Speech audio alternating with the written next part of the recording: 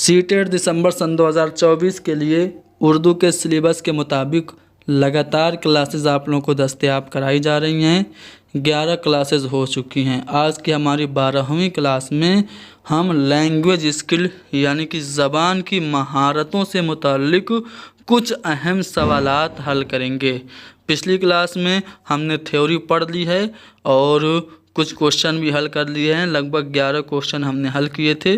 चलिए question number 12 से हम मज़ीद सवालात हल करते हैं।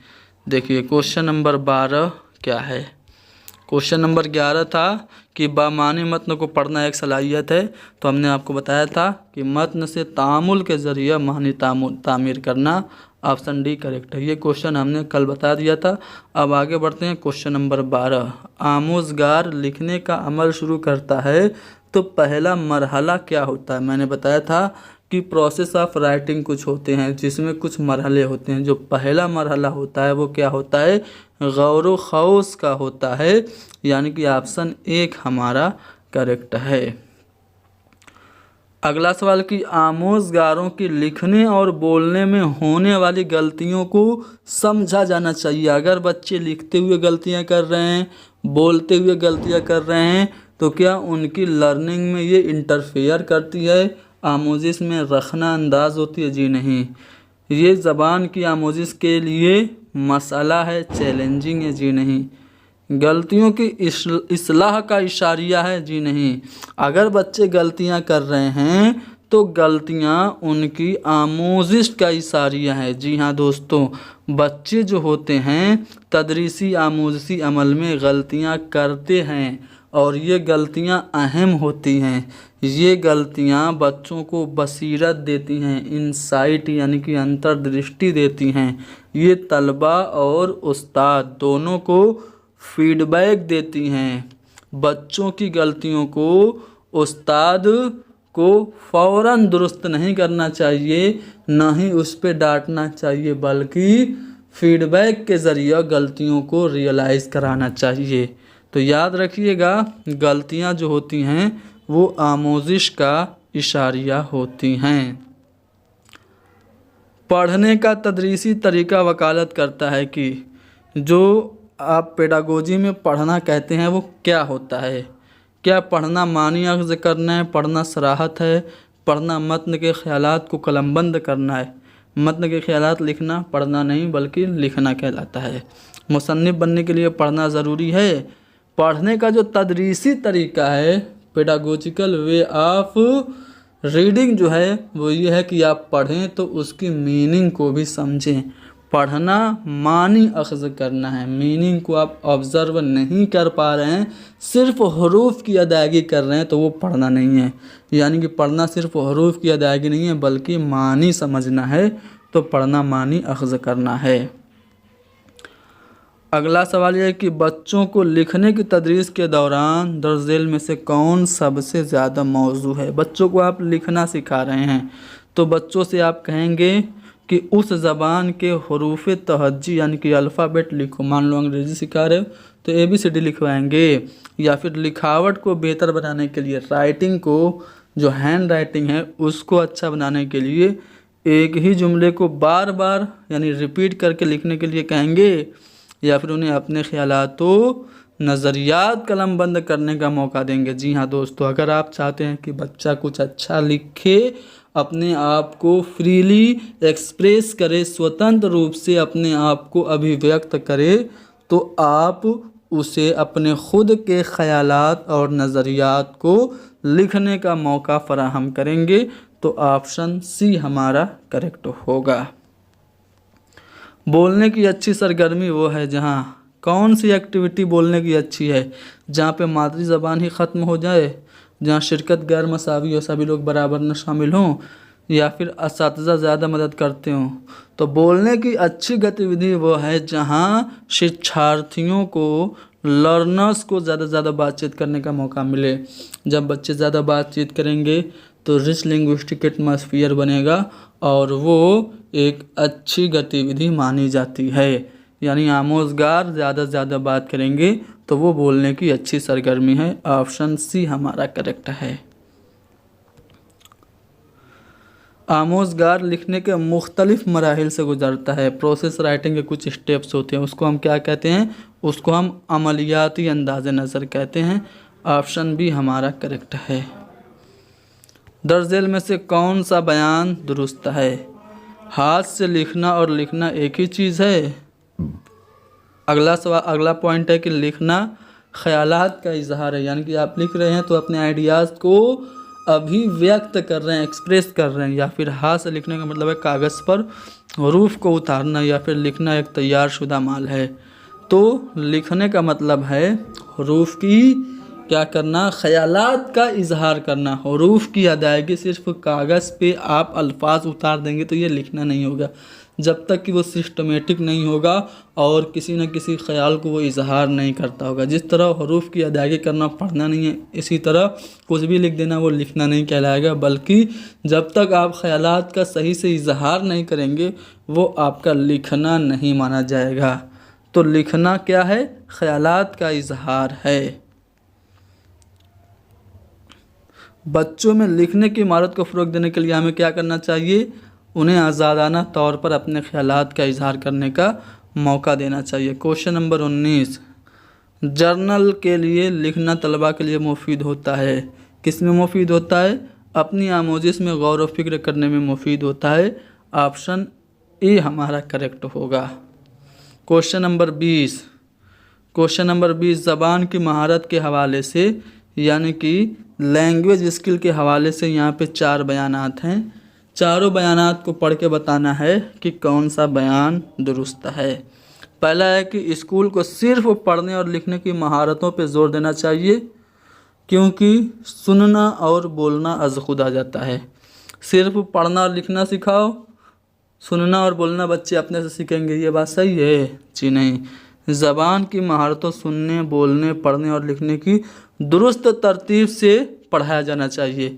मैंने ये बात भी बताई थी कल कि जो चारों महारतें होती हैं उनकी एक तरतीब तो होती है, लेकिन जब पढ़ाने की बात आती है तो हम एक तरतीब से नहीं पढ़ाते हैं, बल्कि ज़बान की जो तमाम महारतें होती हैं वो इंटीग्रेटेड होती हैं, बाहम मुंसलिक होती हैं और तदरीसी या मोजसी अमल में इनका इंज़माम होता है, इनका मिला जुला रूप होता है। चारों महारतें एक साथ एक ही वक्त में सीखी जाती हैं। तो ऑप्शन सी हमारा करेक्ट होगा। ज़बान की पैदावारी महारतें देखिए, मैंने बताया था रिसीप्टिव लैंग्वेज स्किल और productive language skill. Productive language skill को सीटेट में एक बार पैदावारी महारत के नाम से भी पूछा जा चुका है। तो जब आप बोलते हैं और लिखते हैं तो जानकारियों को प्रोड्यूस करते हैं, तो इसलिए बोलना और लिखना ये ज़बान की पैदावारी महारतें हो जाएंगी। लिखना सीखने में आड़ी तिरछी लकीरें बनाना एक अहम कदम है, क्योंकि बच्चे कोशिश करते हैं। जब छोटे बच्चे किताब पे आड़ी तिरछी लकीरें बनाते हैं तो उसको भी हम लोग अहम मानते हैं, क्योंकि ये एक अहम चीज़ें हैं। क्यों? बच्चे जब आड़े तिरछी लकीरें बनाते हैं तो वो उनके लिए अहम क्यों है? पेंसिल और कलम पकड़ने के पहले दिन से हरूफ और लफ्ज़ लिखने की वो कोशिश कर रहे होते हैं आड़ी तिरछी लकीरें बना के, या फिर आड़ी तिरछी लकीरें बना के अपने लिए निशानात को, अपने लिए सिंबल्स को मीनिंगफुल बना रहे होते हैं, यानी उन सिंबल्स के ज़रिए अपने आप को एक्सप्रेस कर रहे होते हैं, या फिर पढ़ने लिखने और एदाद के साथ कुछ वक्त गुजारने की वो कोशिश कर रहे होते हैं, या फिर बड़ों की नकल करने की कोशिश कर रहे होते हैं। तो जो बच्चे आड़ी तिरछी लकीरें बनाते हैं वो अहम होती है, क्योंकि उन लकीरों के ज़रिए बच्चे अपने सिंबल्स को मीनिंगफुल बनाने की कोशिश कर रहे होते हैं। उन आड़ी तिरछी लकीरों के ज़रिए बच्चे अपने आप को अभिव्यक्त करने की कोशिश कर रहे होते हैं, यानी कि आड़ी तिरछी लकीरें बनाना अहम है, क्योंकि बच्चे अपने लिए निशानात को बामानी बनाने की कोशिश करते हैं। ऑप्शन बी हमारा करेक्ट होगा। हंगामी क़ारीन के लिए, यानी जो डिलीजेंट स्टडी करने वाले बच्चे होते हैं, उनके लिए तस्वीरों का मुतालिया यानी तस्वीरें देखना और एक कीमती माखज़ हो सकता है, एक इम्पोर्टेंट टूल हो सकता है। क्यों? जो डिलीजेंट स्टडी वाले बच्चे उनको तस्वीरें दिखा के उसको एक्सप्लेन करना ये अहम हो सकता है। क्यों? कहानी के वाक़यात के बारे में अहम उंदिए हिंट फराहम करता है। हाथ से लिखावट को बेहतर बनाने में ये मददगार होता है। उन्हें पूरे एतमाद और अच्छा लिखने वाला बनाता है। उन्हें सुनकर सीखने वाला बनाता है। तो जो हंगामी क़ारीन हैं, डिलीजेंट स्टडी वाले बच्चे हैं, उनके लिए तस्वीरें अहम इसलिए होती हैं क्योंकि तस्वीरों के ज़रिए कहानी का जो एक प्लॉट है या कहानी के जो वाक़यात हैं उनके बारे में बच्चा हिंट पा सकता है। तो कहानी के वाक़यात के बारे में अहम उंदिए फराहम करता है, इसलिए तस्वीरें एक अहम होती हैं। तो ऑप्शन ए हमारा करेक्ट होगा। एक मुअस्सिर इक़्तिबास लिखने में शामिल है। एक इफ़ेक्टिव जो पैसेज है वो लिखने में क्या शामिल है? साफ और खुशखत लिखा होगा तो वो इफ़ेक्टिव होगा। मवाद में मुश्किल अल्फाज होंगे तो वो इफ़ेक्टिव और प्रभावशाली होगा। या फिर ख़यालात की पेशकश और रब्त होगी। तो देखिए, लिखने का मतलब होता है अपने ख़यालात को अच्छे से एक्सप्रेस करना। तो एक मुअस्सिर इक़्तिबास लिखने में ख़यालात की पेशकश और रब्त होती है, यानी कि ऑप्शन सी हमारा करेक्ट होगा। आमोज़गर को किसी काबिल बनाकर बोलने की महारत को सबसे बेहतर अंदाज में फ़रोग़ दिया जा सकता है। किस काबिल बनाकर हम बच्चों की स्पीकिंग स्किल को डेवलप कर सकते हैं? उस्ताद के फराहम करदा तलफ़्फ़ुज़ के नमूनों को सुनकर, जो प्रोनाउंसिएशन के मॉडल है उसे सुनकर बच्चा बोलने में अच्छा हो सकता है, या फिर असल ज़िंदगी जैसे हालात में, रियल लाइफ जैसी सिचुएशन में कम्युनिकेशन के लिए उसे मौका दे करके तरसील के काबिल बना करके हम बोलने की महारत को बेहतर अंदाज में फ़रोग़ दे सकते हैं। या फिर बोलते वक्त तमाम तरह की गलतियों से बच के, या फिर वक्त तलब और पेचीदा मतन पढ़ने के काबिल बना करके। तो बोलने की महारत को बेहतर अंदाज से फ़रोग़ दिया जा सकता है असल ज़िंदगी जैसे हालात में तरसील के काबिल बनाकर। ऑप्शन बी हमारा करेक्ट होगा। चलिए, हमने एक पैदावारी महारत क्या होती है आपको बता दिया था। यहाँ हमसे पूछा जा रहा है वसूल करने की महारत, यानी कि रिसीप्टिव लैंग्वेज स्किल क्या होती है। तो रिसीप्टिव लैंग्वेज स्किल ग्रहणात्मक भाषाई कौशल किसे कहते हैं? तो जब आप सुनते हैं या फिर पढ़ते हैं तो जानकारियों को वसूल कर रहे होते हैं, ठीक है। इसलिए सुनना और पढ़ना आपका रिसीप्टिव लैंग्वेज स्किल है। पढ़ने का मतलब सिर्फ लिखे हुए मतन की अदायगी नहीं है, बल्कि ये भी अहम है। क्या अहम है पढ़ने में? एक अच्छे मुकर्रिर हो, नए अल्फाज और जुमलों की साख्त की आपको आमोज़िश हो, नए अल्फाज की अदायगी में हल परेशानियों पर आपको दस्तरस हो।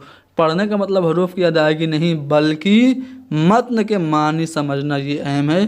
बी वाला ऑप्शन करेक्ट होगा। चौथी जमात के तलबा को आप किसी मौजू पर आज़ादाना तौर पर लिखने के लिए मोटिवेट करना चाह रहे हैं, तो मौजू कैसा होगा? छोटे बच्चा 4 में पढ़ने वाला है, उसे आप चाह रहे हैं कि कोई टॉपिक को फ्रीली लिखे, तो आप उसे टॉपिक कैसा देंगे? सोशल इशू से मुताल्लिक, कौमी सालमियत, नेशनल इंटीग्रेशन से रिलेटेड, या फिर उनकी ज़ाती ज़िंदगी से मुताल्लिक, या फिर इन्वायरमेंटल इशूज़ के मुताल्लिक। अब 4 में पढ़ने वाला बच्चा है, किस चीज़ के बारे में ज़्यादा जानेगा? सोशल के बारे में, कौमी नज़रियात के बारे में, या फिर इन्वायरमेंट के बारे में उसे थोड़ी पता होगा। 4 में पढ़ने वाला बच्चा अपने बारे में ज़्यादा कुछ जानेगा, तो आप उसे ऐसा टॉपिक देंगे जो उसकी ज़ाती ज़िंदगी से मुताल्लिक हो। क्वेश्चन नंबर 29, दर्ज झेल में से किसका शुमार तख्लीकी महारतों में होता है? देखिए, तख्लीकी महारत कोई पैदावारी महारत कहते हैं। मैंने बताया था पैदावारी महारत होता है बोलना और लिखना, यानी कि ऑप्शन सी हमारा करेक्ट होगा। तलबा को अच्छा मुसन्निफ बनाने के लिए उस्ताद को तहरीर के किस पहलू पर ज़्यादा से ज़्यादा तवज्जो देनी चाहिए? तो अच्छी राइटिंग पे, न ही ग्रामर पे, न ही लफ्ज़ों की तादाद पे, बल्कि तअस्सुर पे, फीलिंग्स पे, भावनाओं पे ध्यान देना चाहिए अच्छा मुसन्निफ बनाने के लिए। जब तक उसके अंदर भावना नहीं रहेगी तो अपने आप को अच्छे से एक्सप्रेस नहीं कर पाएगा। तलबा के लिखने के अंदाज़े कद्र को सबसे ज़्यादा तवज्जो देनी चाहिए। आप बच्चों की राइटिंग स्किल का इवेल्युएशन करना चाह रहे हैं तो किस पे ध्यान देंगे? सही अमला और कवायद पे जी नहीं, लफ्ज़ों की मुकर्रर तादाद, या फिर मुहावरे और ज़रबुल इमसाल के इस्तेमाल पर। आप ख़यालात के इजहार पर सबसे ज़्यादा ध्यान देंगे। ऑप्शन भी हमारा करेक्ट होगा। तहरीर के उसूलों में क्या शामिल है? बेहतर ज़ख़ीरे अल्फाज, कहानी का मज़मून, तख़य्युल का दुरुस्त होना, दुरुस्त अदायगी। तो यहाँ पे ऑप्शन हमारा जो डी होगा वो करेक्ट होगा। ठीक है, दुरुस्त तौर से आप अल्फाज को अदा कर पा रहे हैं कि नहीं, ऑप्शन डी हमारा करेक्ट होगा। बच्चों में लिखने की सलाहियत को बढ़ाने के लिए किन चीज़ों की ज़रूरत अहम होती है? खुशखत तहरीर, अच्छी राइटिंग की जी नहीं, अलामती ज़बान के इस्तेमाल की नहीं, ज़ख़ीरे अल्फाज की नहीं, बल्कि हकीकी ख़यालात की ज़रूरत होती है। ऑप्शन बी हमारा करेक्ट होगा। प्राइमरी स्कूल के तलबा में सुनने बोलने की महारत को उजागर करने के लिए कौन सा तरीका मुफीद है? देखिए, सुनने और बोलने यानी कि लिसनिंग स्किल और स्पीकिंग स्किल दोनों बढ़ाना है तो किरदारों के ज़रिए बातचीत भी करवा सकते हैं, आप रोल प्ले भी करवा सकते हैं। लेकिन रोल प्ले के साथ खबर पढ़ना, इसलिए ये नेगेटिव हो जाएगा। किरदारों के ज़रिए बातचीत करना ये हम सही मानेंगे। रोल प्ले भी अहम है, लेकिन सिर्फ रोल प्ले नहीं है, रोल प्ले और ख़बर पढ़ना। तो ख़बर पढ़ने में ज़्यादा वो नहीं होगा, किरदारों के ज़रिए बातचीत करके कोई जय, कोई वीरू, कोई गब्बर बनेगा और एक दूसरे से कैरेक्टर में बात करेगा, तो सुनने और बोलने दोनों की महारत में इजाफा होगा। ऐसे ही और भी सवालात हैं जिसे हम अगली क्लास में हल करेंगे। आज के लिए इतना ही बस। क्लास को लाइक कीजिए, शेयर कीजिए, हैदरी स्टडी पॉइंट को सब्सक्राइब कीजिए।